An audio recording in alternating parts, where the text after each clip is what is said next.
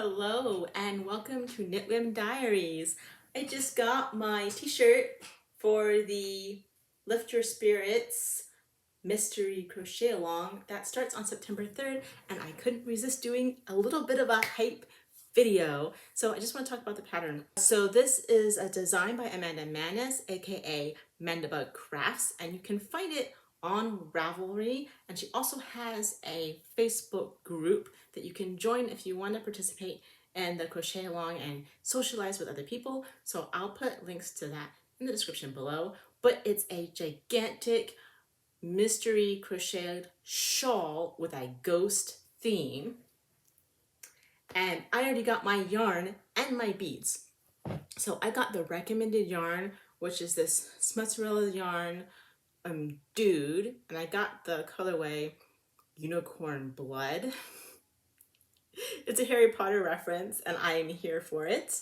And then the recommended beads, glow in the dark beads. And I'm going to talk a little bit about my experience with these later on, but I got these from Bead Biz, and I forgot to bring the business card out. They're a lot nicer than the regular, they're just the size 6 seed beads, but these ones are, I can't even hold it, very smooth and round and uniform. I haven't found one that's misshapen yet, so they're all very, very high quality beads, and it's really, really cool. And then I made a swatch. So I want to talk about the beads because I know that a lot of people have been having trouble finding the glow-in-the-dark beads in stock, and I don't want people to stress out or be worried.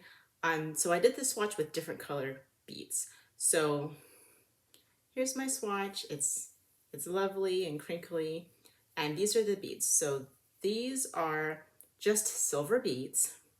These are some kind of metallic black beads, and these are the glow-in-the-dark beads.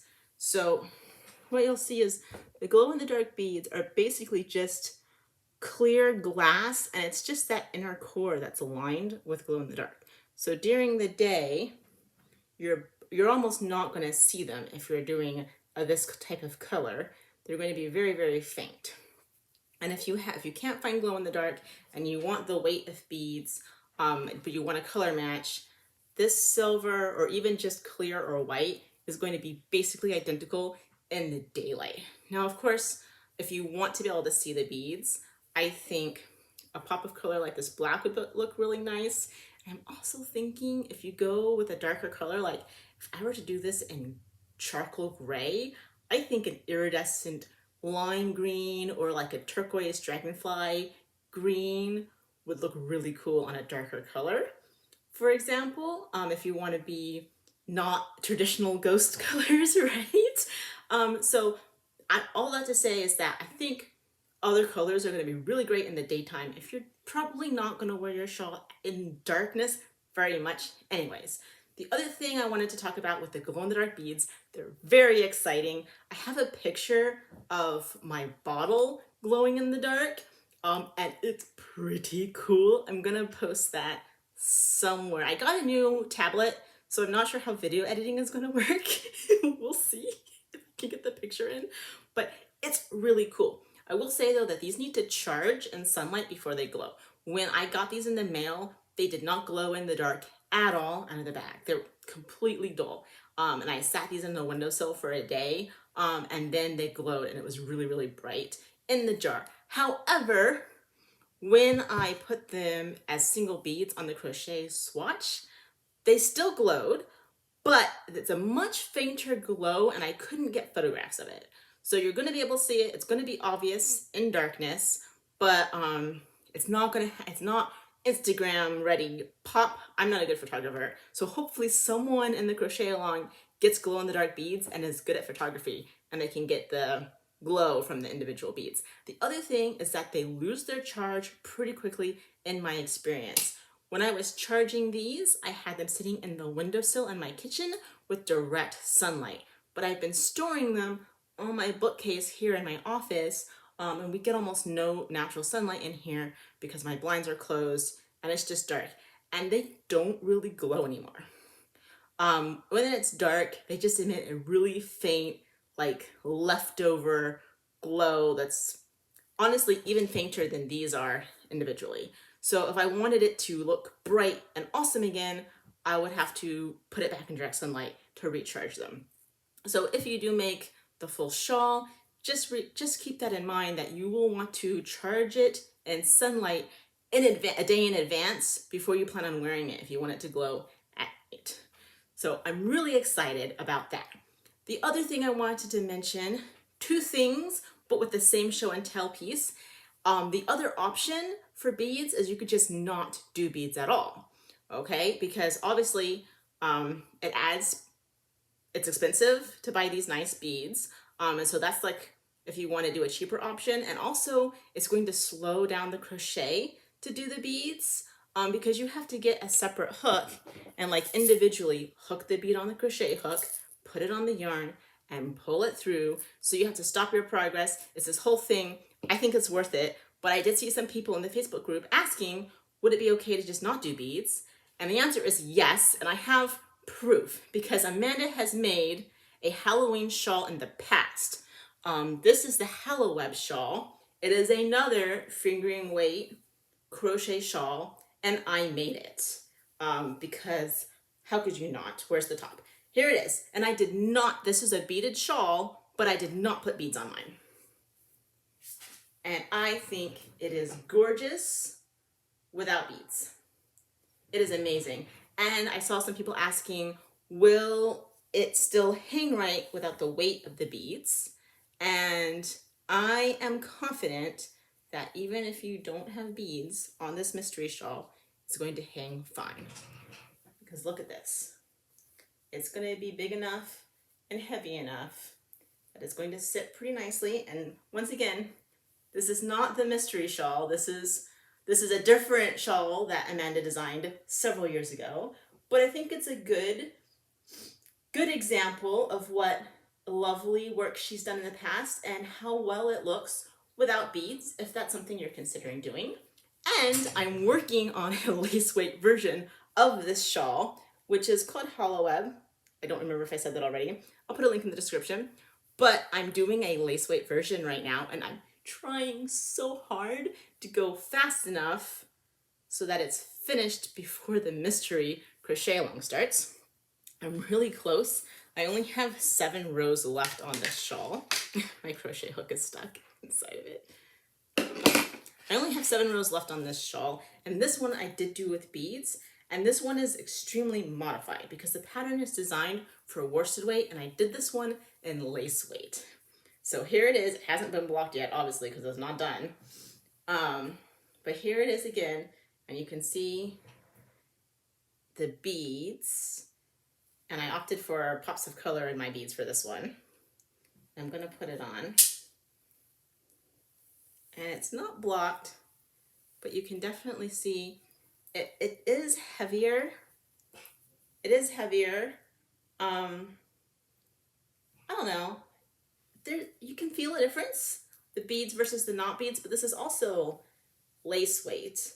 So it's also already lighter to begin with. So I feel like they balance out to be about the same as far as how it feels wearing it.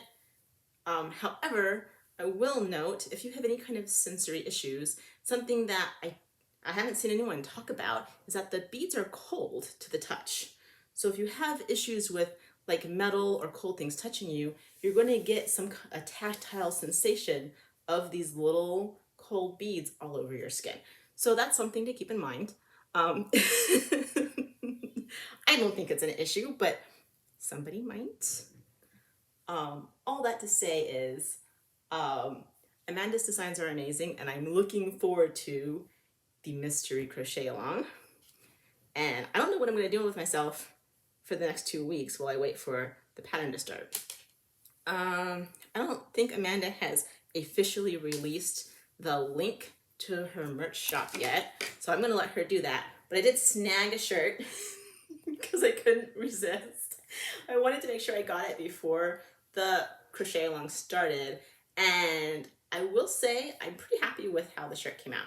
So something that was really weird about the shop is that the shirt size chart was not listed in bust measurements. It just had like just the front measurement, not the circumference for the shirt. And so that made me feel a little bit iffy. And then the size small was looking like it was supposed to fit me based on the straight measurement. And I'm just like, I don't really wear smalls very often anymore. I like loose t-shirts. So I went ahead and got the medium. That's what I'm wearing. And I'm either a 34 or a 36 inch bust, depending on what bra cup I wear. So I fluctuate between 34 and 36 inch bust, and I got the medium. And I'm happy with it. Oh, super sweaty. I got the medium, and I'm pretty happy with the fit. And especially for me, I want the sleeves to be long, and I want them to be really loose. And it is a unisex fit, so it's not fitted for the female body. So like it does like right up a little bit. Then I have to pull it down, but it's so cute. Look at that.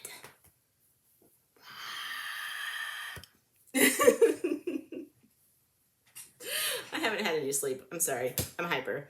But yes, so other things about the t-shirt. It's very soft. I really like the way the t-shirt material feels.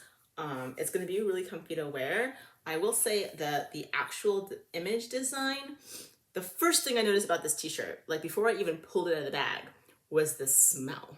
It came smelling like glue. I just super sensitive about smells. Like when I got one of the Paradise Fiber boxes I got came with a little lavender essential oil dispenser, and that I like the way lavender smells. That thing reeked. Like you could smell it before you even took it out of the bag. I was just like, oh, what is that? Is that lavender? Oh my god. So like I'm really sensitive. But yeah, it came out smelling like plastic. And then this image part, you can feel it like when you touch it with your fingers, and it feels like it could probably crack and peel if you wash it. Like it says machine wash cold, tumble dry, but I'm probably not going to put it in the dryer at all, because in my experience, this probably wouldn't last very long. Maybe I'm just bad at laundry. Maybe I'm just bad at laundry, but I plan on just machine wash cold and hang dry. I think that's what I'm going to do with it, because I want it to last a long time because it's so cute. Let me stand up one more time. How cute is that? Lift your spirits with crochet. Breathe. I hope I didn't talk too fast. It's been a long time since I've regularly been in front of a camera. I'm trying to like get everything I want to say out before my child starts crying in the other room. So, one more time.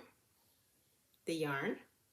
It's mozzarella. I was going to show ball bands and I forgot to bring them out. It's mozzarella yarn, dude, unicorn, blood. Bead Biz, glow-in-the-dark beads. It didn't come in this jar, by the way. These are fancy beads, and so they come like on the long strings, which I always get these like capsules from like Joann's, right? So that was an experience figuring out how to get them off the string and not spilling them everywhere. We'll just say I was successful and I didn't spill any beads.